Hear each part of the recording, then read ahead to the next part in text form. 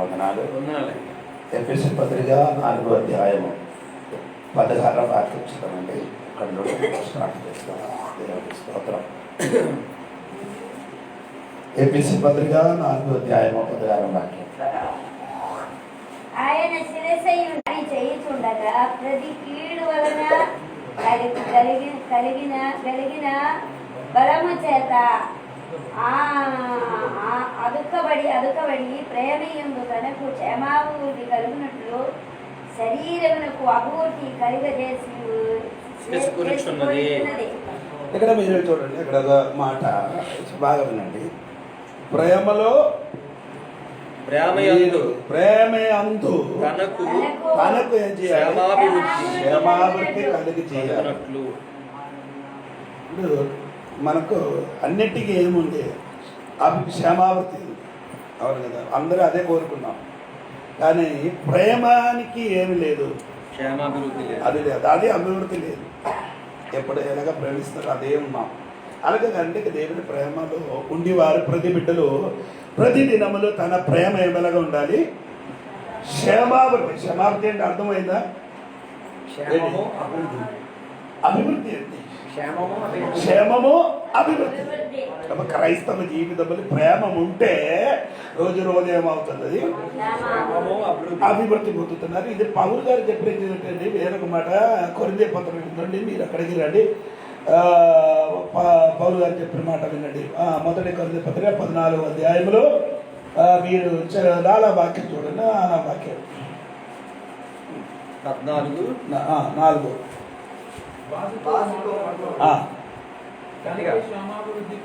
భాషతో మాట్లాడిన వాడు తనకి ఏం చేస్తున్నారు? ఇక్కడే మన ఎఫెసీ పత్రిక చదివినేమండి, క్షేమాభివృద్ధి అలే ప్రేమలో క్షేమాభివృద్ధి. అది అక్కడ అలాగే నిలబడండి. ఇక్కడ చెప్పిన భాషతో మాట్లాడిన వాడు తనకి తానే ఎవరు చేయడం అక్కర్లే. ఎవరు నిన్ను క్షేమాభివృద్ధి చేయడానికి అక్కర్లేదు.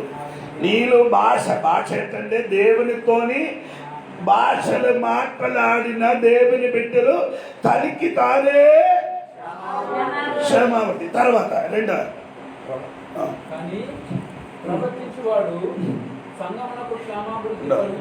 ప్రవర్తించిన వాడు సంఘానికి ఏం చేసుకున్నారు?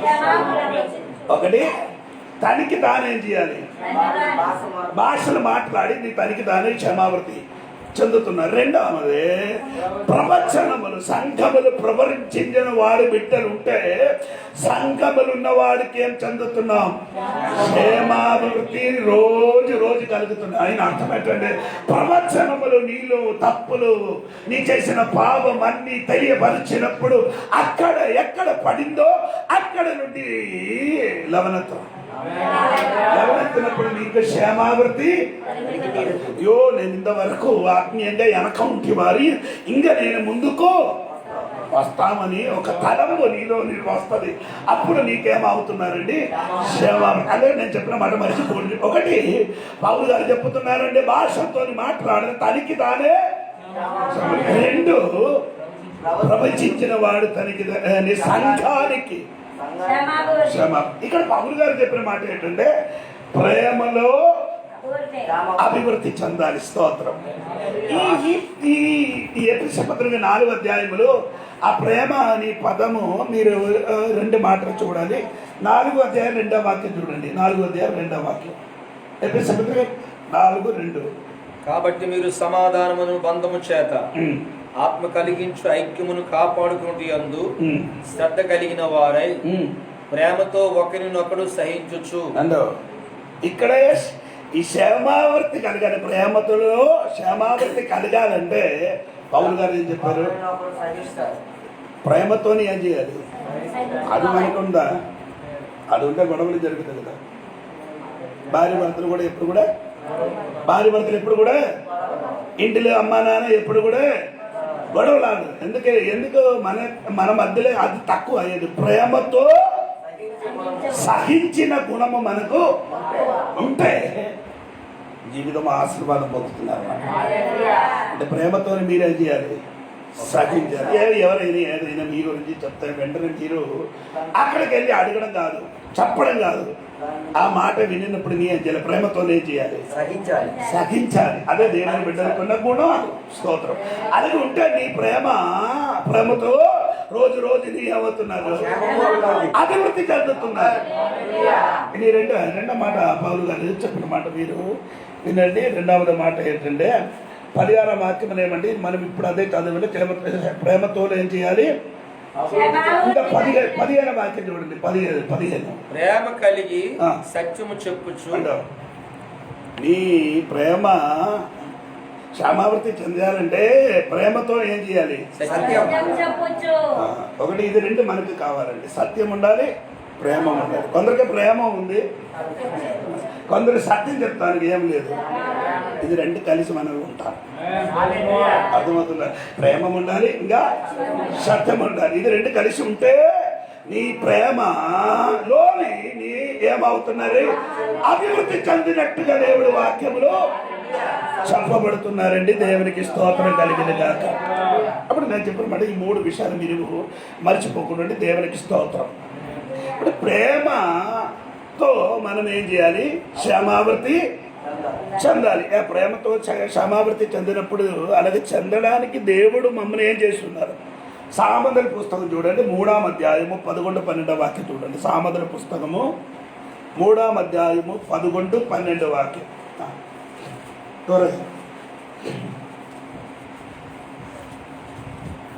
నా కుమారుడా, యెహోవా శిక్షను తృణీకరింపవద్దు, ఆయన గద్దింపునకు విసుగవద్దు. తండ్రి తనకు ఇష్టడైన కుమారుని గద్దించు రీతిగా యెహోవా తాను ప్రేమించి వారిని గద్దించును. ప్రేమించిన వాడికి దేవుడు ఏం చేస్తున్నారు? గద్దించును.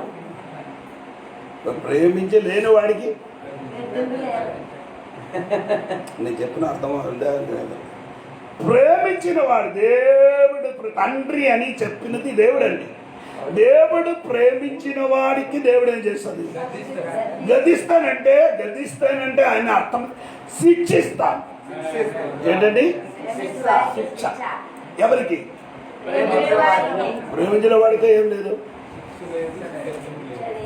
శిక్ష లేదు, ప్రేమ లేదు. ఆయన మీద తండ్రి ప్రేమ లేదు. దేవుడు బిడ్డలకి దేవుడు ప్రేమించి ఉంటే ఖచ్చితంగా ఏం చేస్తుంది? ఎందుకు? నీ క్షేమావృత్తి పొందడానికి. స్తోత్రం. అది చాలా మందికి ఇష్టం లేదు. ఏది? శిక్షణ పొందడానికి, క్రమశిక్షలు ఉండడానికి ఎలాగాలి? మన ఆంధ్రలో ఒరిస్సాలో అవునట్టు ఈ ఆవులకి వదిలిసినట్టుగా వదలాలి. అవునంట. ఆవులకి ఏం చేస్తున్నారు? బండితో తొక్కుతోని అక్కడికి వెళ్తున్నట్టు ఏమండి ఆ రోడ్డు మధ్యలో ఎవరు నిలబడుతున్నారు? సైడ్ ఎవరు? ఆయనకి ఏం లేదు, ఏడు కమరాలు ఎవరు లేదు. ఇష్ట ప్రకారం ఏం చేయాలి? అటు ఇటు నేను చెప్పిన మాట ఈ క్రమశిక్షణ రావాలి. ప్రేమించిన బిడ్డలకి తండ్రి ఏం చేసుకున్నారు? ఈ ఎబ్రీ పత్రికలకి రండి. 12వ అధ్యాయం 6వ వాక్యం కూడా చదవండి. ఎబ్రీ పత్రిక 12వ అధ్యాయంలో 6వ వాక్యం కూడా చదవండి.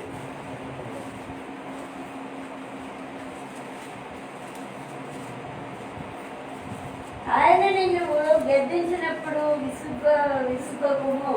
ప్రభు దాన్ని ప్రేమించి వారిని శిక్షించి ప్రభు కానీ ప్రేమించిన వాడికి శిక్ష. ఏంటి శిక్ష? శిక్ష అంటే ఏం చెప్తున్నారు? దేవుడు ఎలాగ నేను శిక్షిస్తున్నా? బడి కర్రతోనే వచ్చి కొట్టుతున్నారా? అవునా? ఇంకా ఇశ్రాయేలు ప్రజలు దేవునికి విడిచిపెట్టి వెళ్ళినప్పుడు ఆ ప్రజలకి ఎవరి చేతులు అప్పగించారు? ఫిలిస్తీన్లు. 1. 2 రెండవది అంటే మోయాబు దేశం, మోయాబు వారి చేతులు అప్పగించారు. ఎందుకు? తండ్రి కొట్టినప్పుడు ఆడేం చేయలేదు, ఎవరి వేరే మనుషుడి చేతులకు అప్పగించారు. ఆడు ఈయనకి ఏం చేశారు? బాగా చిత కొట్టారు. అప్పుడు ఈడేం చేయడానికి ప్రారంభించారు. అప్పుడే అంటే మీరు న్యాయాధిపతులు పుస్తకం మరి చదవాలి. చదివితే మీకు అర్థం అవుతున్నారు. అంటే ఏడు మారు ఏడేం చేశారు? ఏడిస్తారు అన్నమాట. దేవుడి సన్నిధిలో. ఎందుకంటే ఇది సరి అవడానికి దేవుడు న్యాయాధిపతులు ఇచ్చారు. ఆడు మాట కూడా వినకుండా ఆడేం చేశారు, దేవుడి మాట వినలేదు, న్యాయాధిపతుల మాట వినలేదు. అందుకని దేవుడు ఎవరికి అప్పుకు చెప్పారు, ఫెలసల చేతులకు అప్పగించారు. తర్వాత ఏమొచ్చిందండి, దోచుకుపోయారు. అన్ని పంటలు గింటలు అన్ని ఏం చేసుకున్నారు, దొంగిలించుకొని ఏం చేస్తున్నారు, విత్తనం వేస్తారు, ఆడుకొస్తున్నారు. ఇది న్యాయాధిపతుల పుస్తకంలో 6వ అధ్యాయంలో 5వ అధ్యాయంలో విషయం నేను చెప్తున్నారు. ఇది మీరు చదివితే మీకు అర్థమవుతుంది. గిదెయోను కాలంలో జరిగింది. అప్పుడు నేను చెప్పిన మాట ఏంటంటే, అప్పుడు దేవుని బిడ్డలకి దేవుడు శిక్షిస్తాడు. ఎలాగా, అది ఒకవేళ వేరొక మనుషుల చేతులకి, లేదా వీళ్ళు ఎవరైనా నిన్ను తిట్టడానికి. ఇవి యాకోబుకి బాగు చెయ్యాలంటే ఎవరి దగ్గరికి వెళ్ళాలి, యాకోబు బాగుపడాలంటే ఎవరి దగ్గరికి వెళ్ళాలి, మామయ్య. వేరే ఎవరి చేతులు ఆడు సెట్ బాగా అవదు. ఈడు 10 పైసే అంటే అది 25 పైసా. ఎవరు, మామ. నీకు అర్థమైంది కదా, లేదు నీకు అర్థమైంది. ఈయన ఆశీర్వాదం పొందడానికి అమ్మ చెప్పిన ప్రకారంగా అమ్మ చెప్పినప్పుడు ఏం చేశారు, నాన్నకి మోసం మొదటి అన్నయ్యకి మోసం చేశారు, 2 నాన్నకి మోసం చేశారు. అప్పుడు ఈ 2 సార్లు ఈడు మామయ్య ఎన్నిసార్లు ఇతనికి మోసం కాదు, 10 సార్లు. ఎన్నిసారి చిన్న పాపనెత్త అని చెప్పి పెద్దదానికి ఇచ్చేది. నేనే కథలన్నీ చెప్పడానికి పోదా అలాగే వెళ్ళిపోతుంది మాట. అందుకే నేను అంటే ఈ లాభాలు అంటే నేను చెప్పినట్టు అంటే నేను మాట సరిగా ఉందండి. భార్య భర్తల విషయం గురించి నేను చెప్తున్నాను. నేను ఎక్కువ కోపం ఉన్నవాడండి, అంటే పాసమ్మ తక్కువ. ఎందుకు దేవుడు నాకు ఇచ్చారు, లేకపోతే సెట్ అవ్వదు. ఇద్దరు కోపం అయిపోతే గొడవలు అయిపోతాయి. కొన్ని భార్యలు భర్త ఎక్కువ మాట్లాడుతున్న భార్య ఎందుకు అలాగిచ్చారు, సెట్ అవ్వడానికి. ఎప్పుడైనా మీరు ఆలోచన మీరు ఎప్పుడు నెగటివ్గా ఆలోచన చేసుకున్నారు. నెగటివ్ అంటే మీకు అర్థమైందా, వ్యతిరేకంగా ఆలోచన. అలాగే కాదు, నాకు ఈ భర్తకి ఎందుకు ఇచ్చారండి ఎప్పుడైనా ఆలోచించారా? నిన్నే బాగా చెయ్యడానికి ఈయన వల్ల వేరే ఎవరు కూడా భర్త కూడా అలాగా. ఈ భార్య నీకెందుకు ఆయనకి దొరికిందంటే ఆడు వల్ల నిన్ను క్రమశిక్షణకి రావడానికి దేవుడు ఆ తగ్గిన వారికి ఎంచుకున్నమాట. స్తోత్రం. హలో దేవుడు బిడ్డలారా, స్తోత్రం. కొన్ని పిల్లలు తల్లిదండ్రుల మాట వినలేదు, నిన్ను బాగా చేయడానికి ఆడికి దేవుడు పుట్టించారు. నిన్ను సెట్ బాగా బయట ఉన్నవాడు చెప్తే ఆడు వింటరు. నీ కొడుకు నిన్ను తిట్టితే అప్పుడు బుద్ధి వస్తుంది. ఇది కరెక్ట్. బైబిల్ దేవుడు శిక్షించిన క్రమం వేరే అండి. కర్రతాను కని కాదు, చప్పటితోని కొట్టలే, విధానం వేరే ఉంది. ఎలాగా వేరే విధానములు. కొందరికి ఏమంటే కొందరు మాట వినరు, ఆడికి అందుకని ఆక్సిడెంట్ దేవుడు పంపిస్తారన్నమాట. ఏమవుతున్నారు, హాస్పిటల్కి అపాయాలు, యాక్సిడెంట్, పడిపోవడము, ఇవన్నీ ఎందుకు వస్తున్నారు, నిన్ను శిక్షిస్తున్నా. ప్రేమించుచున్న కాబట్టి తండ్రి నిన్ను రోగంతోని, అపాయంతోని, సమస్యలతోని, వేదనతోని శిక్షిస్తున్నారు. నీకు అర్థం అవుతున్నారు తెలియదు. యేసుక్రీస్తుకు తండ్రి ప్రేమించారా? ఆయన ఆ శిక్ష అనుభవించారు కాబట్టి మన సరి అయింది.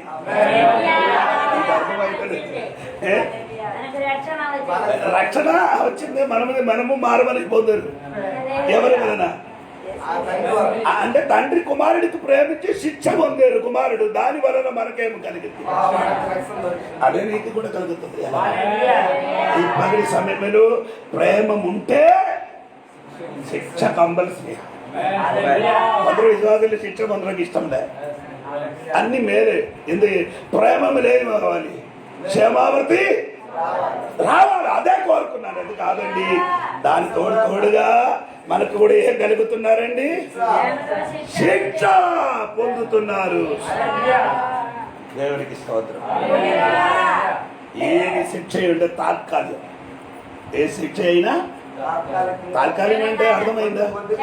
కొద్ది కాలము, క్షణకాలములు, అది తర్వాత నిన్ను దీవిస్తాను దేవుడు. అందుకని దేవుడు వశములు పిల్లి శిక్ష అనుభవించినప్పుడు భయపడకూడదండి. ప్రేమ వెనకలు ఉంది. స్తోత్రం. అలాగండి దేవుడు ప్రేమించిన వాడికి దేవుడు ఏం చేస్తున్నాడు? శిక్షిస్తున్నాడు. ఇశ్రాయేలుకి దేవుడు చాలాగా కొన్ని మాటలు ఉంది, మనం అక్కడికి వెళ్ళాడక్కర్లేదు. ఇప్పుడు నేను చెప్పిన మాట ఏంటంటే, దేవుడు మమ్మల్ని ప్రేమించినప్పుడు మనకు ఏం చేస్తున్నారు? శిక్షిస్తున్నారు. ఇంకా దాడికి తోడుగా ఒక వాక్యం కూడా చదవండి. మొదటి కొరింథీ పత్రిక 8వ అధ్యాయం 1వ వచనం చూడండి. విగ్రహములకు బలిగా అర్పించిన వాటి విషయము మనమందరము జ్ఞానము గలవారమని ఎరుగుదము. జ్ఞానము ఉప్పొంగజేయును కానీ ఇప్పుడు కొందరికి ఏమైతుందండి? జ్ఞానము ఉప్పొంగజేయును. ప్రేమ ఉప్పొంగలేదు. ప్రేమ ఏం లేదు. ఉప్పొంగదు. ఉప్పొంగ ఏముంది? చూపించదు. ప్రేమ ఉప్పొంగదు. ఇప్పుడు ఏంటి ఉప్పొంగలేదు? జ్ఞానం, బుద్ధి, తెలివి. తెలివి. అది అది ఉప్పొంగ పొంగ పొంగ పొంగ పొంగ ఉప్పొంగ అంటే మీకు అర్థమైందా? అంటే పొంగిపోతున్నాడు. కాలుకి దెబ్బ తలిసి ఏమవుతుంది? ఏముందండి? వాసిపోతున్నారు కదా. అదే ఉప్పొంగం, అదే అర్థం. ఈ జ్ఞానం వచ్చిన కాబట్టి కొరింథీ సంఘ బిడ్డలకి ప్రేమ తక్కువ అయింది. ప్రేమ పోలే, అది జ్ఞానం ఎక్కువ ఉంది. అవును కదా. దాన్ని బట్టి అక్కడ కొందరికి ఇప్పుడు కూడా సరియైన ప్రేమము. ఈ సంఘం గురించి మీరు అనుకున్నది, ఈ సంఘంలో గురించి ప్రేమ అంటే ఇది సంఘంలో ఎక్కువ రాయబడి ఉంది. ప్రకటన గ్రంథము 2వ అధ్యాయం 5వ వాక్యం చూడండి. ప్రకటన గ్రంథము 2వ అధ్యాయం 5వ వచనం చూడండి. నీవు ఏ స్థితిలో నుండి పడితువో అది జ్ఞాపకము చేసుకొని మారు మనసు పొంది ఆ మొదటి క్రియలు చేయుము. అట్లు చేసి నువ్వు మారు మనసు పొందితేనే సరి. లేని ఎడల నీ యొద్దకు వచ్చి నీ దీపస్తంభమును 4వ వాక్యం అయ్యా 4 5 చదవలేరు మీరు. చూడండి. నీకు మొదటి నుండిన ప్రేమ ఎవరికి? ఏ సంఘం? ఆ సంఘం గురించి ఎప్పుడు మనం నేర్చుకున్నాం. 35 సంవత్సరం తర్వాత ఈ సంఘములకి ఇప్పుడు ఏమైంది? పోయింది. సంవత్సరం పెరిగినప్పుడు ప్రేమ కూడా పెరగాలి. అది మనకి మన ప్రేమ అవుతుంది. సంవత్సరం పెరిగినట్టుగా మన ప్రేమ ఏమవుతుంది? యేసు ప్రభు కూడా చెప్పింది, యేసయ్య రాకడ సమయంలో ప్రేమ చల్లారిపోతుంది. చల్లారిపోతుంది అసలు ప్రేమ తగ్గిపోతుంది. చల్లారిపోవడం అండి. అంటే ఫ్రిడ్జ్లు పెట్టిన ఆహారం అలా మారిపోతుంది. ఫ్రిడ్జ్ పట్టి ఆహారం ఎక్కడ ఏదైనా మాంసం పెట్టిన అనుకో, తీసుకొని వచ్చి ఎన్ని సరి కట్టితే తగలదు. ఎందుకు? మీ ప్రేమ ఎలాగుందో మీరు ఒకసారి చూడండి. మన ప్రేమ రోజు రోజు ఏమవ్వాలి? క్షేమాభివృద్ధి చెందాలి. సోదరుడు పౌలు గారు అదే కోరుకున్నారు. అయ్యా ఎఫెసీయుల సంఘ బిడ్డలారా, నీ ప్రేమ రోజు రోజు ఏం చేయాలి? క్షేమాభివృద్ధి చెందాలి. దేవునికి స్తోత్రం. ఇంకా ఒక వాక్యం కూడా మీరు చూడండి. అపోస్తలుల గారి 9వ అధ్యాయం 31వ వచనం కూడా చూడండి. 31. కావున యూదులు గలిలియా సమరియా దేశమంతటా సంఘమును క్షేమాభివృద్ధి పొందుచు. హలో మది చాలు. ప్రేమ క్షేమాభివృద్ధి పొందాలి.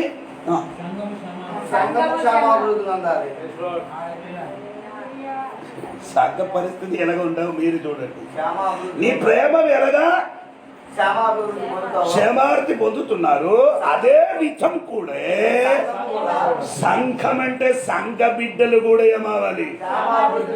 అభివృద్ధి పొందాలి. దేవునికి స్తోత్రం.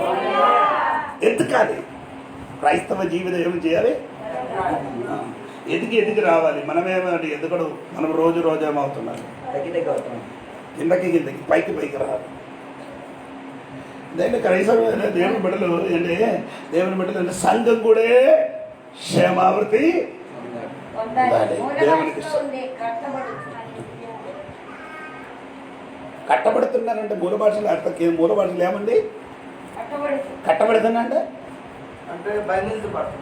ఇంకా కట్టబడుతుందంటే ఇల్లు చర్చ్ ఏదైనా కట్టుతున్నాయి, రోజు ఏమవుతున్నారు. అలాగా మీరు కూడా అవ్వాలండి అని అర్థం.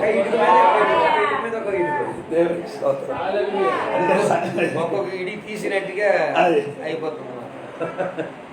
మనం ఇప్పుడే ఇప్పుడు పాట గారు చెప్పినట్టుగా ఒక్కొక్కరు వచ్చినప్పుడు ఒక్కొక్కరు తీసుకెళ్ళిపోతున్నారు.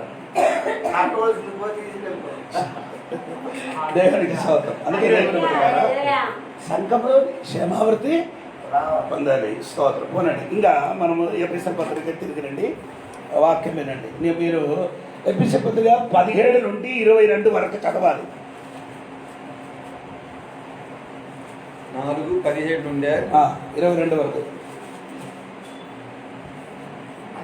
కాబట్టి అన్ని జనులు నడుచుకున్నట్లు వీరికి మీదట నడుచుకున్న వలదని ప్రభువునందు సాక్ష్యించుచున్నాను.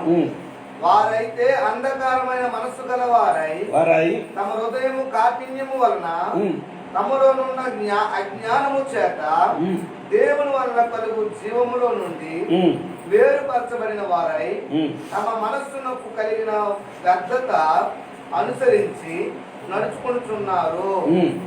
వారు సిగ్గు లేని వారై ఉండి నానా విధమైన అపవిత్రతను అత్యాశతో జరిగించుటకు తమ్మును తామే కామకత్వమునకు అప్పగించుకునేది. అయితే మీరు యేసును గూర్చి విని ఆయన అందరి సత్యము ఉన్నట్టుగానే ఆయన యందు ఉపదేశించబడిన వారు అనగా మీరు ఎలాగూ క్రీస్తును నేర్చుకున్నవారు కారు. కావున మునుపటి ప్రవర్తన విషయములోనైతే మోసకరమైన దురాశ వలన చెడిపోవు మీ ప్రాచీన స్వభావం 17 నుండి అంటే ఎఫెసీ పత్రిక 4వ అధ్యాయము 17 నుండి 24 వరకు ఒక్క విషయం. ఏది? ప్రాచీన స్వభావం. ప్రాచీన స్వభావం అంటే తెలుగులో, ఇంగ్లీష్లో ఏమంటే తెలుసు, ఓల్డ్ మ్యాన్ అంటే పాత మూల భాషలో ఉంది. కింద చూడండి, అంటే ప్రాచీన స్వభావం కాదు, ప్రాచీన పురుషుడు. అది రెండు మనిషి కొత్త మనిషి. మూల చిన్న ప్రాచీన ప్రతుల్లో హలో పాత మనిషి ఇది ఇక్కడ మీరు విన్నబడినమాట ఏంటంటే ఈ ఎఫెసీ పత్రిక 17 నుండి 24 వరకు 2 విషయం మాత్రం. ఒకటి ప్రాచీన మనుషుడు, పాత మనుషుడు. 2 కొత్త మనుషుడు. ఇది 2 నేర్చుకోవాలి. ప్రాచీన మనుషుడు స్వభావము 16, 17, 18, 19, 20, 21, 22 ఈ వాక్యములు ఎవరి గురించి రాయబడి ఉంది? ఓల్డ్ పాత స్వభావం కలిగి ఉంటున్నట్టుగా మనం చూడగలుగుతాం. ఈ ప్రాచీన పాతది అని ఆ పదము బైబిల్ కొన్ని విషయం గురించి రాయబడి అది మనం చూడగలుగుతున్నాం. ఒకటి మత్తయి సువార్తకి రండి, 9:16 వాక్యం చూడండి. మత్తయి సువార్త 9:16 వాక్యం.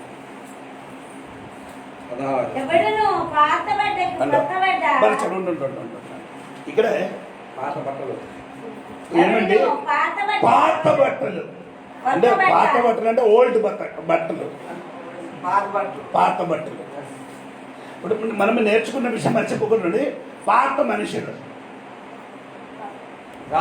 ప్రాచీన మనుషులు. ప్రాచీన అంటే ఓల్డ్ మనుషులు. ప్రాచీన మనిషి అంటే పాతదని బైబిల్ చెప్పిన కొన్ని మాటలు ఉండి కొత్త నిబంధనలు అది మనం కొన్ని నేర్చుకున్నానండి. పాత బట్టలు కొత్త బట్టలతో ఏం చేయరు? మాసిక అంటే అర్థమైందా? కలిపి కుట్టించకూడదు. ఇది 2 కూడా కుట్టించడం ఎలా ఉంది? మరీ గందరగోళం అయిపోతుంది. ప్యాచి అంటే పాతది కొత్తదితోని సంబంధము, కొత్తదే, పాతది. క్రైస్తవ జీవితం తెలుసుకోవాలి. పాత మనుషుడే, కొత్త మనుషుడే. దీంతోని ఎప్పుడు కూడా ఏం లేదు, అతికించడం లేదు, లేకపోతే కలిసి మెలిసి ఉండడము, పేచి పెట్టడం లేదు. పాతది అని ఇక్కడ బట్టలన్నీ చెప్పినది మీరేమంటే అనుకున్నారు? యూదుల ఆచారం, యూదులకు సంబంధించిన ఆచారములు. కొత్త ఆచారంతో ఏం చేయకూడదు, లింగప్ చేయదు. సోదరం చెప్పలేదు. పాతది కొత్తది ఏం చేయకూడదు, కలిపితే ఉంటది. అదే వెంటనే కలిసిపోతుంది, వేరేగా కనిపిస్తుంది. అందుకని దేవుని బిడ్డలు, ఎందుకని యేసుక్రీస్తు చెప్పారంటే పాత బట్టలు కొత్త బట్టలతోనే, అంటే పాత ధర్మశాస్త్రము కొత్త నిబంధన ఏం చేయకూడదు, కలిపి పని చేయకూడదట. అది మార్చుకోవడానికి ఏమయ్యా చెబుతున్నారు. ఒకటి ఏమండి, పాత బట్టలు. రెండవది ఏమండి చూడొచ్చు, మత్తయి సువార్త 9:17 వాక్యం చూడండి. యేసు పెండ్లి కుమారుడు. మత్తయి సువార్త 9:17. పాత తిత్తుల్లో రెండు హలో, పాత తిత్తులు అంటే తిత్తులు అంటే మీకు అర్థమైందా?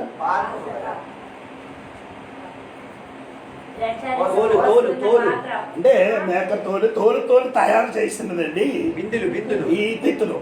అర్థమవుతుందా? ఆనాడు ఇలాగ చేస్తున్నారు. ఇప్పుడు కూడా మీరు చూడొచ్చు. ఎక్కడంటే మీరు డిస్కవరీ ఛానల్ చూసుకుంటే దొరలు ఈ మేకలకు మేపిన వాడు ఉన్నారు. ఆ మేపిన వాడు ఏం చేశారు, పాలు అన్ని ఈ తిత్తుల్లో ఉంచుతున్నారు అన్నమాట. ఎప్పుడు కూడా పాడైపోరు.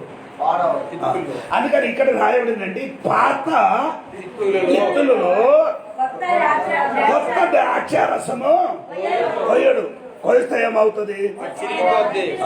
పగిలిపోయి. ఎందుకు?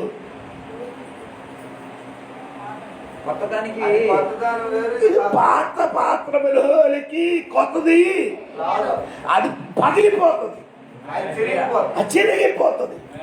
ఆయన అర్థం ఇదేనండి. యేసుక్రీస్తు యూదులకు చెప్పిన మాట ఏంటంటే, నీ పాత ఆచారములు కొత్త ఆచారములు, పాత నిబంధన కొత్త నిబంధన నీ ఏం చేయకూడదు, కలపకూడదు. స్తోత్రం. అది నీ లింగి పెట్టకూడదండి, అది వేరే మార్చుకో. మూడవది చూడండి, మూడవది చెప్పిన మాట మీరు వినండి. మార్కు సువార్త, లూకా సువార్త 5:39 చూడండి.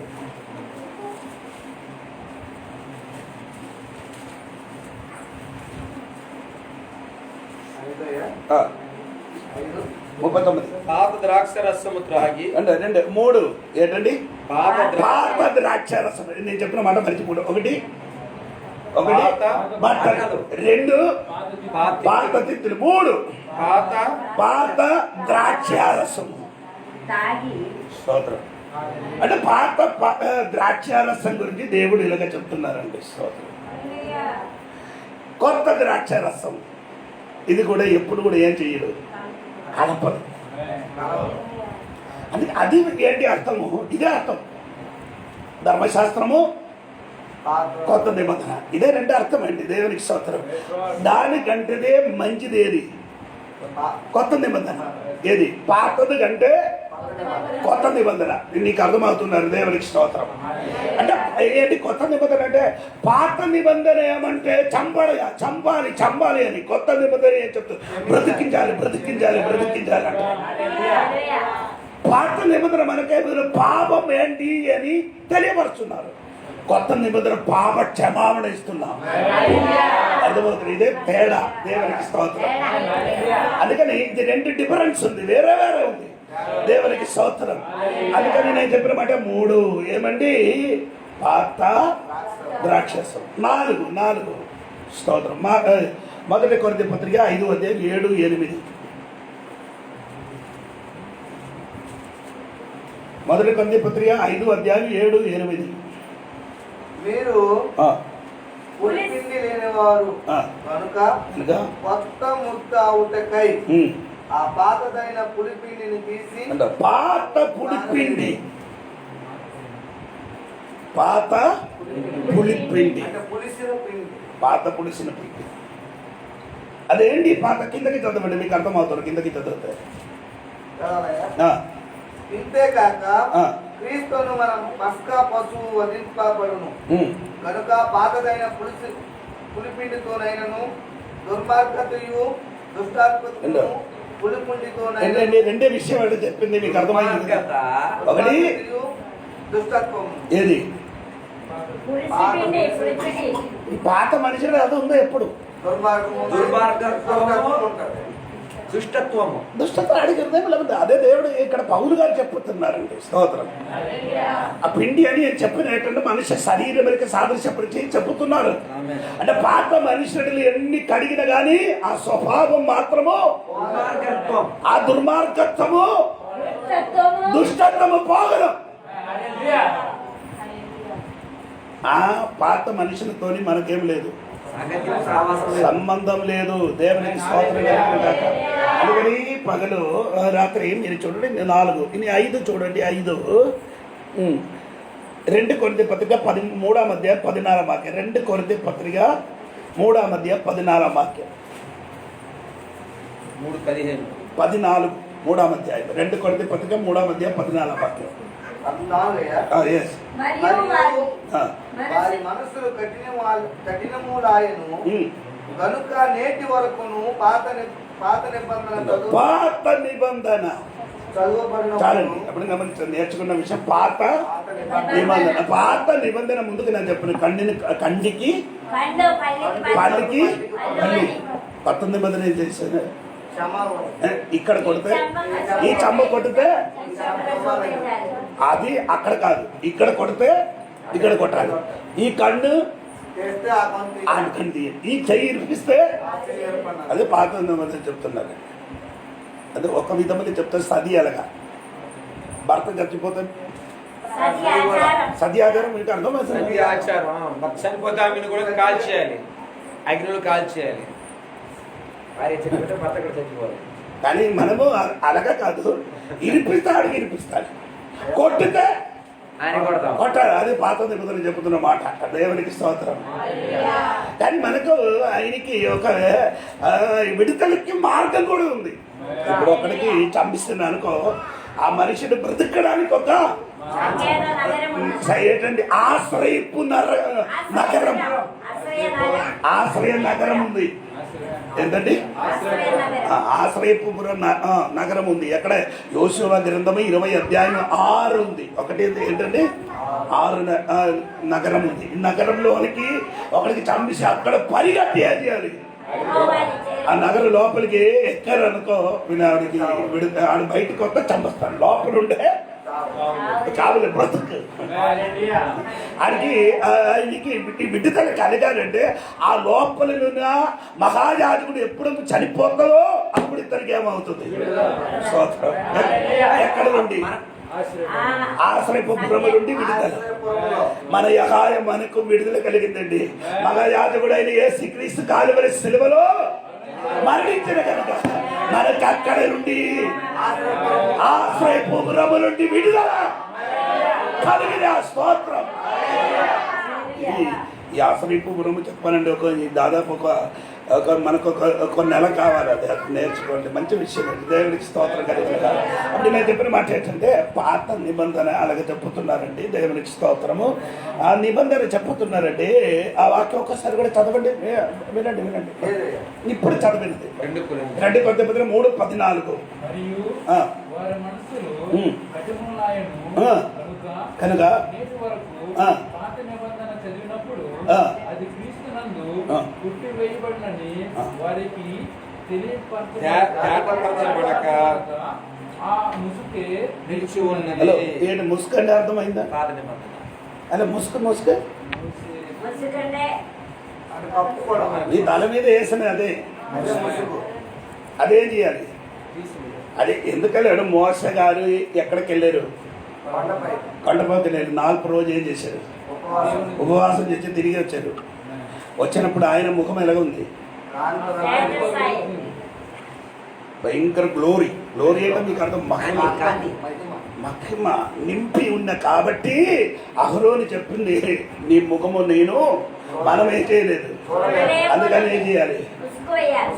ఎందుకు చూడలేదు.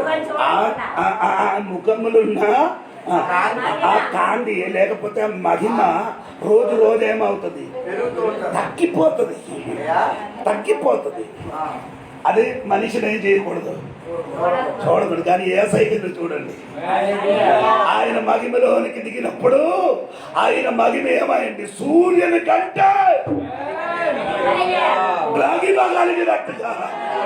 పాత నిబంధనల మహిమ తగ్గిపోతారని ఆయన అది ఎవరు చూడలేకుండా ఒక ముసుకేస్తున్నారు. కొత్త నిబంధన అది కాదు, అది మనకు మహిమలో నుండి మహిమలోనికి చెందినట్టుగా. ఇప్పుడు మనకు అది లేదు, ఏది ముసుగు లేదు. మోసేసారు మనకి, ఇంకా ముసుగు అవసరం లేదండి. దేవునికి స్వప్న, ఇదే పాత నిబంధన అండి. ఇంకా 5 6వదే నేను చూడండి, మత్తయి సువార్త. ముసుగు లేదన్నకి ముసుగు లేదు.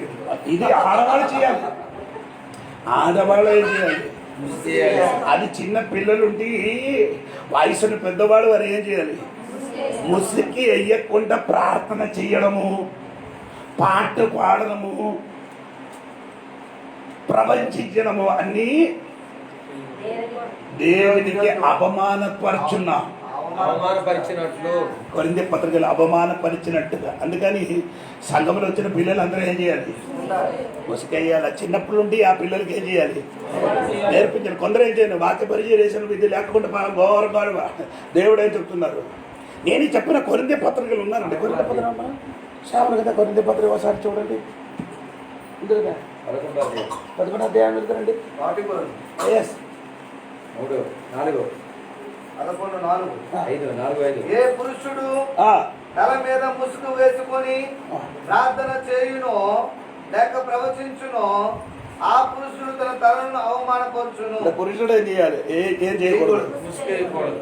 ఏ స్త్రీ తల మీద ముసుగు వేసుకొనక ప్రార్థన చేయును లేక ప్రవచించును ఆ స్త్రీ తన తలను అవమానపరచును. అనగా అది ఆమెకు క్షౌరము చేయబడినట్టుగానే ఉండును. స్త్రీ ముసుగు వేసుకుని ఎడల ఆమె తల వెంట్రుకలను కత్తిరించుకునవలెను. నీకు ముసుగు వేయడానికి ఇష్టం లేకపోతే మన వల్ల కట్టి చేయండి. అనుకుంటే కత్తిరించేయాలి. ఏం చేయాలి, మన వల్ల కట్టి చేయండి, మగవాళ్ళలాగా కట్టి చేయండి. నీ ఏం చేయకూడదు, అవసరం లేదు, మీకు అవసరం లేదు. ఇది కావాలా, ఇది కావాలంటే చేయాలి. ఇది అయ్యాలి. ఏది తల వెంట్రుకలు బాగా ఉండాలంటే అది అవసరం లేదని మీరు అది చేయాలి. మన వల్ల కట్టి చేయడం ఏం ప్రాబ్లం లేదు. క్యాపింగ్ అంటే లేదు. ఇలాగా ముసుగు వేయకుండా ఆడవాళ్ళు ఏం చేయకూడదు, ప్రార్థన చేయకూడదు, ప్రవచించకూడదు, పాట పాడకూడదు. ఇది అయ్యాలి. ఎందుకు నీది వేయలేకపోతే నీ తలకి ఏం చేస్తున్నారు అంటే అది తల ఇక్కడ ఎవరికి, ఇక్కడ తల భర్త, ఇక్కడ భర్త అంటే పురుషుడు, ఇక్కడ పురుషుడికి నీ ఏం చేసుకున్నారు. 1 2 ఎవరికి అవమానపడతారు, క్రీస్తు మనకందరికి తల. అతనికి కూడా భూమిలో ఉన్న పురుషులకి ఏం చేస్తున్నారు, భర్తకి మాత్రం కాదు పురుషులకి అందరికి ఏం చేస్తున్నారు, అవమానపరుచున్నారు. 2 దేవునికి కూడా ఏం చేస్తున్నారు, 2 చోట్ల అవమానం. అంటే పురుషులు అంటే అనుకున్నారు నేను కూడా తల ఏం చేస్తున్నాను, ఎంటుకలు పెంచేస్తాను, జుత్త ఏమవుతున్నావు, పెంచేస్తాను. అలాగా కూడా చేయకూడదు. అలాగ ఉంది అది కూడా 4. ఏ పురుషుడు తల మీద ముసుగు వేసుకొని ప్రార్థన చేయును లేక ప్రవచించును ఆ పురుషుడు తన తలను అవమానపరచును. పురుషుడు ఏం చేయకూడదు, 15 చూడండి, చూడండి. స్త్రీకి తల వెంట్రుకలు బయట చెంగుగా ఇయ్యబడిను కనుక అది కాదు 13 నుండి చదవండి. 13 నుండి మీలో మీరే యోచించుకొని స్త్రీ ముసుగు లేనిదై దేవుణ్ణి ప్రార్థించుట తగునా పురుషుడు తల వెంట్రుకలు పెంచుకున్నట్టు అతనికి అవమానం అని స్వభావ సిద్ధముగా మీకు తోచున్నది కదా. పురుషుడు ఏం చేయకూడదు, పెంచుకోకూడదు. కొన్ని పాస్టర్లు ఇప్పుడు కూడా ఆంధ్రలో ఉంది. క్యాపింగ్లు అడిగితే తెలియదు, మొత్తం చదివితే మాత్రమే తెలిసిపోతుంది కదా. పురుషుడు కూడా ఏం చేయకూడదు, తల వెంట్రుకలు పెంచకూడదు, పెంచుకొని ఏం చేయకూడదు, వాక్య పరిచయం వాక్య ప్రజలు ప్రార్థన చేయకూడదు. చేస్తే తలకే ఎవరికి ఏం చేసుకున్నారు. అందుకని దేవుడు వాక్యంలో అలాగే చెప్తున్నారు. దేవుని స్తోత్రం. అందుకే నేను చెప్పిన మాట ఏంటంటే ముసుకేసి ఏం చేయాలి. అదే ముసుగు అంటే అక్కడే బైబిల్ రాయబడిన మీకు అర్థమవుతున్నారు. దేవునికి స్తోత్రం. ఇంకా మనము చదివిన వాక్యంలోకి మళ్ళీ రండి. ఆయన మత్తాయి సువార్త ఇంకా ఆరో విషయం మత్తాయి సువార్త 13:52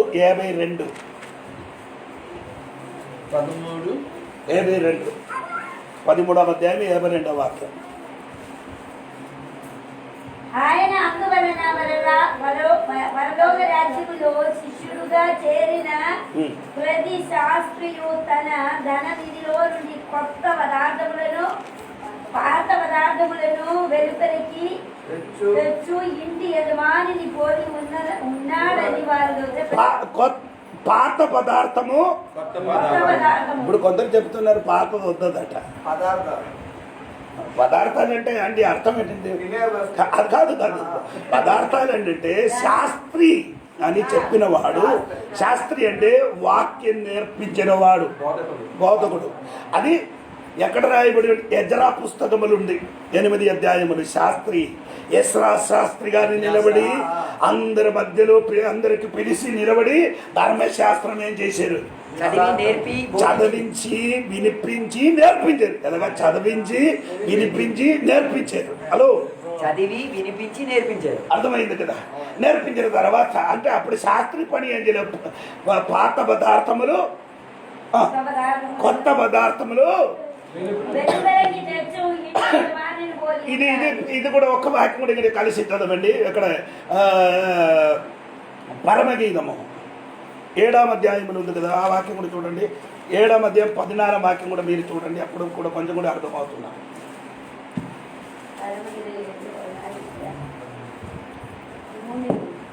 13 చూడండి. నా బైబిల్ 14 అండి. నీ బైబిల్ తెలుపు ఒకవేళ అది ఉండదు. నా ప్రియుడా, నేను నీ కొరకు దాచి ఉండిన నానావిధ శ్రేష్ఠ ఫలములు వచ్చివియు వంటివియు మా ద్వార బంధముల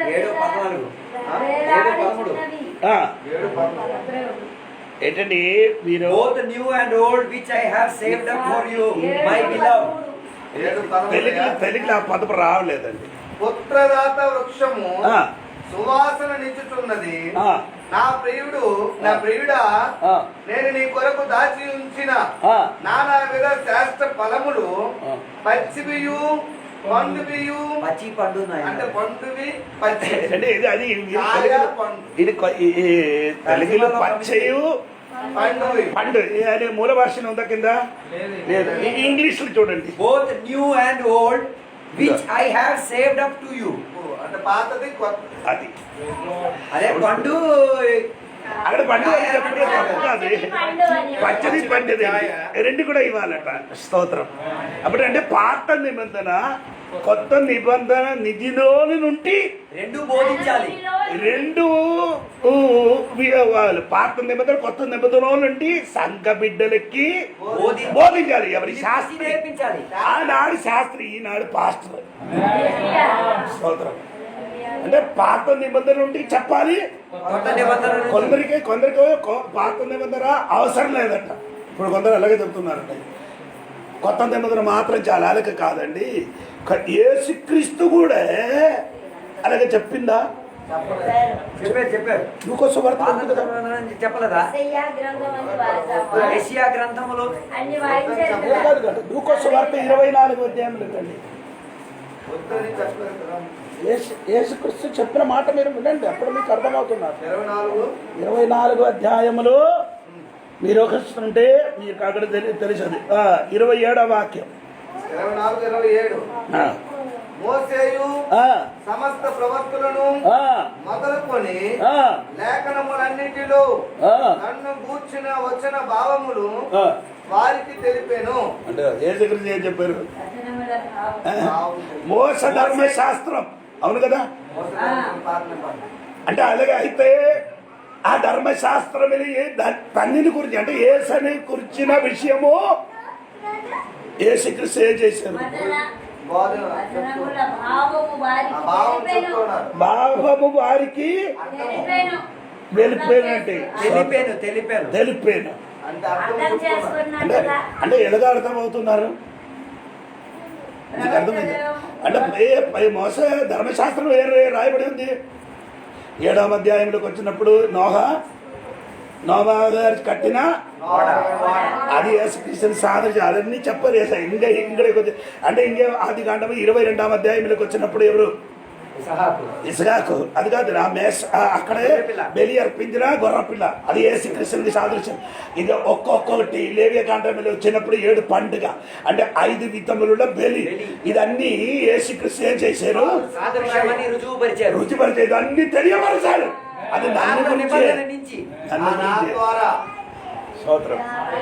ఇదన్నీ తెలియపరిచినప్పుడు శిష్యుడు కన్ను ఏమైందండి? తెరవబడింది. అది 30 వాక్యం చూడండి. 30 వాక్యం. ఆయన వారితో కూడా భోజనమునకు కూర్చున్నప్పుడు ఒక రొట్టెను పట్టుకుని స్తోత్రము చేసి దాన్ని విరిచి వారికి పంచిపెట్టగా వారి కన్నులు తెరవబడి తర్వాత ఆయనను గుర్తుపట్టిరి. తర్వాత అంతటా ఆయన వారికి అదృశ్యుడు ఆయను. తర్వాత అప్పుడు వారు ఆయన త్రోవలలో మనతో మాట్లాడుచు లేఖనములను మనకు బోధపరుచుచున్నప్పుడు మన హృదయములలో మన హృదయము మనలో మండుచున్నదేదా? మండుచున్నారంటే మంట అన్న బాగా రగులుతున్నా మండుచున్నారంటే కారణమయ్యా అది ఏది వినినప్పుడు ఆ లేఖన భాగము వ్యాఖ్యానించి చెప్పినప్పుడు వినిన దేవుని బిడ్డలో హృదయం ఏమైంది? హల్లెలూయా! మంటుచున్నారు. లేఖన భాగము విడదీయనప్పుడు విన్న దేవుని బిడ్డల హృదయం ఏమవ్వాలి? మండాలి. స్తోత్రం. ఆ వాక్య పరిచర్య విన్న వెంటనే హృదయ లోపల అగ్ని మండినట్టుగా మంటాలి. స్తోత్రం. అది మంటాలంటే పాత నిబంధన కొత్త నిబంధన ఏం చేయాలి? కొందరు అదే చెప్పరండి. ఆడికి అర్థం అంటే బైబిల్ సరిగా నేర్చుకుంటే ప్రోబడం లేదు. బైబిల్ సరిగా నేర్చుకోవడానికి ఇష్టం లేదు. మీరు అందరికీ అడగండి, అందరు పాస్టర్లకి ఎవరికైనా అడగండి, అమ్మా బైబిల్ నేర్చుకోంటే చెప్తే వాళ్ళకి ఇష్టం కాదు, ఇష్టం లేదు. బైబిల్ నేర్చుకుంటే జీవితం మారిపోతుంది. మంట వస్తుంది. ఒకటి ఈ కన్ను, 2 ఆ హృదయం ఏమన్నా మంటే అవుతున్నారు. దేవునికి స్తోత్రం. దేవునికి స్తోత్రం కలిగిన ఇప్పుడు కూడా వాక్య పరిచయం విని కళ్ళు తెరవట్లేదు, మంట రావట్లేదు. మంటే వచ్చినప్పుడు ఈడు ఎక్కడి నుండి వస్తున్నారు? ఈడు ఎక్కడికి? ఎమ్మోసు నుండి ఎక్కడికి వెళ్ళిపోతున్నారు? యెరూషలేము నుండి ఎమ్మోసులకు వెళ్ళిపోతున్నారు. ఏంటండి? ఎరుగోబలేదు, ఎమ్మోసులు కాదు. 24వ అధ్యాయం మీరు చదివిన తప్పండి. 24వ అధ్యాయములకి రండి. లూకా సువార్త 24వ అధ్యాయం 13వ వాక్యం. ఇదిగో ఆ దినమందే వారిద్దరిలో యెరూషలేమునకు ఇంగ్లీష్ లో ఎమ్మోస్, తెలుగులో ఎమ్మాయి, ఇంగ్లీష్ లో ఎమ్మోస్. యెరూషలేము నుండి ఎక్కడికి వెళ్ళిపోతున్నారు? ఎందుకు వెళ్ళిపోతున్నారు? అతడు ఆ యేసు ప్రభు యెరూషలేములో ఏమైంది? శిలువ మరణించిన కాబట్టి ఇంకా ఆయన ఉంటే ఏం లాభం? యేసయ్య చచ్చిపోయారు కదా, నేను నడిపించడానికి ఇంకా ఎవరు నాయకుడు లేదు అనుకొని ఆలయ చేశారు. ఆ దుఃఖంతో యెరూషలేము నుండి అది మీకు అది అర్థం అవుతున్నారు. ఎలాగ వెళ్ళిపోతున్నారంటే ఒకరితో ఒకరు సంభాషించుకొని వారు సంభాషించు ఆలోచించుకొని చూడగా యేసు 17వ వాక్యం. ఆయన మీరు నడుచుచు ఒకరితో ఒకరు చెప్పుకుంటున్న ఈ మాటలు ఏమని అడుగగా వారు దుఃఖముఖములై నిలిచిరి. అంటే ముఖం ఇప్పుడు ఎలాగుంది? దుఃఖముతో మాట యేసుప్రభు చచ్చిపోయేది, నాయకుడు లేరు, నాయకుడు లేదు, బోధకుడు లేదు, ఎవరు లేదు. ఈ విషయం మరి ఈడు భార్య భర్త అండి, ఇది భార్య భర్త అండి. భార్య భర్తలు ఏమవుతున్నారు? చాలా దుఃఖక్రాంతులై ఇలా మాట్లాడి ఇంటికి వెళ్ళిపోతున్నాను. మరి పదరా ఇక్కడ ఉంటే కావలేదమ్మా, మనం నాయకుడు అయిపోయాడు. నడిచి వెళ్ళినప్పుడు తోడుగా ఎవరు వచ్చారు? యేసయ్య కూడా వాళ్ళకి కలిసి ఏసయ్య వచ్చి మాట్లాడుతున్నారు. ఈవిడి కళ్ళు తెరవలే, వీళ్ళకి తెలియదు. అది తెరవలేదు కాబట్టి ఏసయ్య అని వీళ్ళకి తెలియట్లేదు. మాట్లాడుతున్నారు, వాక్యములు విడదీసి చెప్పుతున్నారు. హృదయం ఏమవుతున్నారు? మంట వస్తున్నది. మండే వస్తున్నారు. అప్పుడు కూడా అర్థం అవలే. ఎప్పుడు అర్థమైందండి? అతిథి ఎవరు అయినా ఇంటికి వస్తుంటే, ఎవరైనా యూదర్ సిస్టమ్ ఏమంటే, ఎవరైనా అతిథి ఇంటికి వస్తుంటే ఆడే ఆ రొట్టె తీసుకొని ఏమవుతుంది? విరిచాలి, విరిచివ్వాలి. అలాగే యేసయ్య ఆడి ఇంటికి దగ్గరికి వచ్చాడు. యేసు ముందుకు వెళ్ళడానికి ఇష్టపడ్డారు, భావించారు. అప్పుడు అంటే కాదు నీ అక్కడికి వెళ్ళకూడదు, మా ఇంటికి రమ్మని పిలిచి ఆయన ఇంటిలో కూర్చోబెట్టి రొట్టె ఇచ్చినప్పుడు చెయ్యమైంది. చెయ్యి నుండి రొట్టె ఏం చేశాడు? ఇరగొట్టినప్పుడు ఈడు కన్ను తెరవబడేది. ఎందుకు? అప్పుడు అర్థమైంది. అప్పుడు వరకు అతిథిగా చూసిన వ్యక్తి వాక్యము చెప్పినప్పుడు హృదయం మండుతున్నారు, కన్ను తెరవలే. ఎప్పుడు తెరచందండి? ఆయన చెయ్యి చూసిన వెంటనే అప్పుడు ఆ రాత్రి ఎక్కడికి వెళ్ళారు? సరి అయిన మంట హృదయం లోపలికి వస్తాను అనుకో, వచ్చిన చోట విడిచిపెట్టి వచ్చిన చోటకి వెళ్ళిపోతాను. సారీ, వెళ్ళిన చోట విడిచిపెట్టి వచ్చిన చోటకి వెళ్ళిపోతాను. చాలా మంది విశ్వాసానికి ఉన్న ప్రోబ్లం ఇదండి. నీ హృదయం ఏం చేయలేదు, మంటుతుంటే ఆడు ఉన్న చోట విడిచిపెడతా అది వెళ్ళిపోయారు కదా. ఎక్కడికి? యెరూషలేము నుండి అక్కడికి వెళ్ళిపోయారు. అక్కడికి వెళ్ళిపోయి ఏదో సుఖం దొరుకుతున్నారని అనుకున్నారు, కానీ అక్కడ సుఖం దొరకలేదు. దేవుడు వచ్చి మాట్లాడినప్పుడు నిరాశ పోయింది, ముఖం మారింది. అది మాత్రం ఇక్కడ విప్పినది ఒక 5 విషయం ఉంది ఈ 24 అధ్యాయంలో. అది 2 విషయం. ఒకటి కన్ను విప్పారు, 2 మూడేమండి హృదయం విప్పింది. హలో, అరే ఇదన్నీ విప్పిన వెంటనే యెరూషలేము తిరిగిపోయింది దేవుని. అప్పుడు నేను చెప్పినట్టు పాతది కొత్త నిబంధన ఏం చేయాలి? బిడ్డ తీయాలి. అది వ్యాఖ్యానించడానికి ఒక క్రమం ఉంది, ఒక పునాది ఉంది. ఆ పునాదిని నిలబడి ఏం చేయాలి? వ్యాఖ్యానించలేకపోతే ఏమవుతుంది? ఇప్పుడు కొందరు వ్యాఖ్యానించని చెప్పిన మీరు టీవీలు వింటారు, మీకు అర్థమవుతుంది అది వ్యాఖ్యానము. కొందరు వాక్యం అది చెప్పినప్పుడు నాకు ఏమంటే వేదన కలుగుతున్నారు. ఏంటి ఈడు చెప్తున్నారండి? ఏదో కథ చెప్పినట్టు కాదండి. దీన్ని ఈ బైబిల్ వ్యాఖ్యానించడము అది చాలా సీరియస్ అయిన మాట అండి. దేవునికి స్తోత్రం. కొంచెం తేడా వచ్చింది అనుకో, నిన్న విశ్వాసం తగ్గిపోతుంది. అర్థమవుతున్నారు అంటే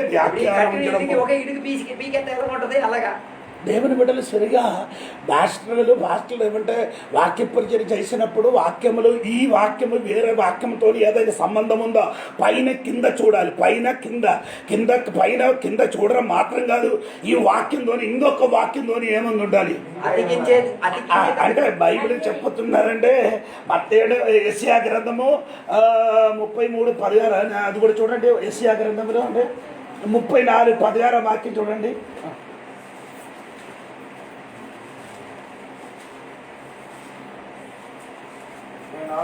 16 యెహోవా గ్రంథమును పరిశీలించి చదువుకునుడి, ఆ జంతువులలో ఏది లేక ఉండదు. అంటే ధర్మశాస్త్రం ఏం చేయాలి? పరిశీలించి చదువు కదా. తర్వాత 2వ మాట అదే మనకు గమనించాలి. ఆ జంతువులలో జంతువులకు ఉండాలి, జత ఉండాలి. జత లేకుండా వాక్యం చేయకూడదు. అదిని సంబంధించిన వాక్యంతోని ఆ వాక్యములకి ఏం చేయాలి? జతపరచాలి. స్తోత్రం. అప్పుడు వినిన వాడికి ఏమవుతుంది? అర్థమావుడు మాత్రం హృదయములో మంటించాలి. యేసుక్రీస్తు ధర్మశాస్త్రములు ఉన్న విషయము ఏం చేశారు? ఆ పాత నిబంధనలున్న పాత ఆహారం కొత్త ఆహారం కూడా కలిపి జతపరిచి చంపినప్పుడు మా హృదయం ఏమైంది? స్తోత్రం. హల్లెలూయా. ఈ వ్యాఖ్యానము చెప్పినప్పుడు బాగా వినాలి.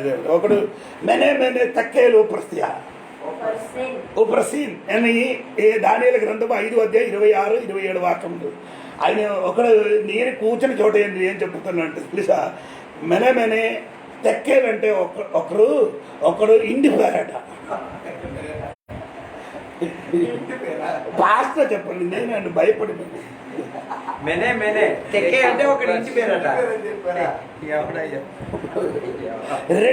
రెండవది ఇంకొక పాస్టర్ గారు నేను కూర్చున్నారు. అప్పుడు నాకు ఒడియా బాగా తెలియదు. ఒడియా పాస్టర్ ఏం చెప్తున్నారంటే 2 కొరింథీ పత్రిక 6వ అధ్యాయములు బెలియాలు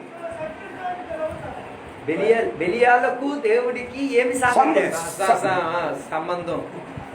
అంటే అదే అండి. విగ్రహానికి దేవునికి ఏం సంబంధం? బెలియాలకి దేవునికి ఏమి సంబంధం అని వాక్యం ఉంది. అదే అంటే ఈయన ఏం చెప్తారంటే కొక్కిసారి అంటే నక్కకి దేవుడికి ఏమి సంబంధం అంట? అంటే చెప్తారంటే ఆడు పెద్ద భాష లేదు చెప్పండి. నేను అడిగారు ఏం చెప్పారంటే మీకు అర్థమైందండి. అక్కడే బెలియాలు అని చెప్పినది ఏంటంటే మీకు అర్థమైందా? సాతానికి ఒక పేరేడు అని, సాతానికి దేవునికి ఏం లేదు, పొత్తు లేదని చెప్పుతున్నారు. ఆయన ఏం చెప్పారు?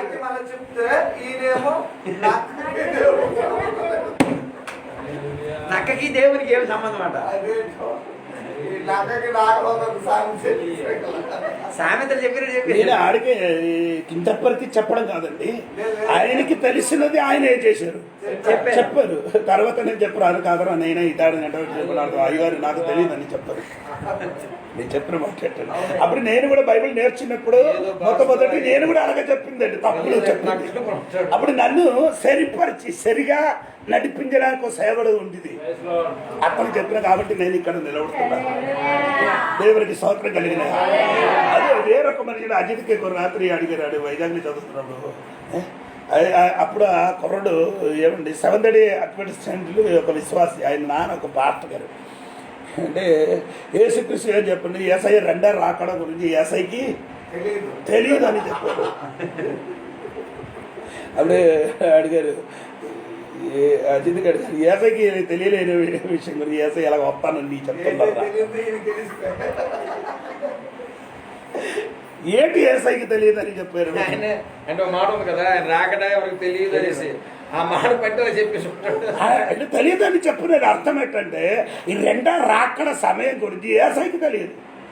తండ్రికి మాత్రం తెలిసిన విషయం ఉంది. తండ్రికి తెలిసిన విషయం ఉంది, కుమారుడికి తెలిసిన విషయం ఉంది. అర్థమైంది కదా? అదేంటంటే తండ్రికి యేసయ్యకి తెలియదు, అది తెలుసు. అంటే బైబిల్ రాయబడి పాపము ఎరగలేదు, పాపము ఎరగలేకపోతే ఇలాగ సెలవులు మరణించారు. పాపం తెలియలేకపోతే సెలవులు మరణిస్తావా? బైబిల్ యేసయ్య గురించి చెప్పబడి ఉన్నది కదా, యేసయ్య పాపం ఎరగని వాడు ఎలాగ సిలువలో చచ్చిపోయేది? లేకపోతే చెప్తున్నారు కదా, ఆ ముక్క పట్టుకొని నీ ఏం చేయకూడదు, విడదీసి చెప్పకూడదు, అర్థం తెలుసుకోవాలి. ఆయన ఎక్కడ ఎలా చెప్పారు అక్కడ అలా చెప్పారు, దీన్ని కలిపి చెప్పకూడదు. అంటే నీ దేవుడి బిడ్డలు బాగా అర్థం తెలుసుకోవాలి. అంటే కొత్త నిబంధనలు పాత నిబంధనలు కలిసి ఏం చేయాలి? జతపరిచి వాక్య పరిచయం చెయ్యండి. స్తోత్రం. అప్పుడేమంటే కూర్చుని దేవుని బిడ్డల హృదయం ఏమంటారు? మండుతున్నారండి. దేవునికి స్తోత్రం కలిగించాలి. అప్పుడు నీ చెప్పుకొని వచ్చిన విషయం ఏంటంటే ఓల్డ్ మ్యాన్, పాత మనుషుడు. పాత మనుషుడి తల ఎవరు? పాత మనిషికి ఉన్న తల ఎవరు? ధర్మశాస్త్రం. పాత మనుషుడి తల ఆదాం. తల. మీ పాత మనిషి తల ఓల్డ్ మనుషుడు నా తల ఎవరు, కొత్త మనుషుడు తల ఎవరు? యేసుక్రీస్తు. స్తోత్రం. అది ఆదామే ఇది ఆదామే. సెకండ్ ఆదాం, మొదటి ఆదాం, సెకండ్. ఓకేనా? సాతాను కాదు. అంటే ఆ తల నుండి పీకి ఈ తలకు వచ్చి అదే మారు మనసు. అతికించాడు. ఆదామన్న తలలో నుంచి పీకి జతపరిచి ఇక్కడ అర్థమయ్యేటట్టుగా మనసుకు రగిలించింది. యేసుప్రభు చెప్పిన మాట మీకు అర్థమైందా లేదా అని ఎప్పుడు పౌలు గారు చెప్పినప్పుడు ఎప్పుడు పత్రిక సారీ రామపత్రిక 11 చదవద్దు. అడవి ఒలువు కొమ్ములకి తీసి ఆట కొమ్ములతో నాటు కొమ్ములకి ఏం చేశారు? అతికించాడు. అక్కడ అతికించడం కాదు, అంటూ ఆయన ముందుకు అక్కడ ఉన్న కొమ్ములు ఏం చేశారు? నరికి ఆ కొమ్మలు నరికి ఆ, అంటించారు. ఇంకో ఈ కొమ్మ- అడవి ఒలువు కొమ్ములకి ఏం ఒలివ చేశారు? కొమ్మకి అంటుకట్టారు. అడ్డు కట్టారు. స్తోత్రం. ఆయన అర్థం ఏంటంటే మీకు ఇది బడ్డింగ్ బడ్డింగ్ బడ్డింగ్ బడ్డింగ్ చెట్టులు ఏం చేశారు? చెట్టు చెట్టు బడ్డికి మీరు అప్పుడు చూసారా టీవీలో? బడ్డి చేయడం, బడ్డి చేయడమే బైండింగ్ అంటే బైండింగ్ కట్టడం. అంటే ఒకటి పాటు కలపడం. కాలపోవడం. ఎక్కడండి? అక్కడ అడవిలో ఉన్న అడవిలో ఉన్న ఒలివ మొక్క, ఒలు కొమ్మలకి తీసుకొని వచ్చి ఆ కొమ్మని తీసుకొచ్చి ఎక్కడ పట్టించారు? అడవిలో ఇక్కడ ఉన్న కొమ్మ నాటు కొలుము. ఏదైనా 11:17 చదవండి. రోమా 11:17. వింటర్ లేదండి మీకు రామపత్రిక 11 అదే 17 చూడండి. ఎలాగడం కొద్దిగా కష్టం. రోమా 11:17. సారీ త్వరగా సమయం పోయింది.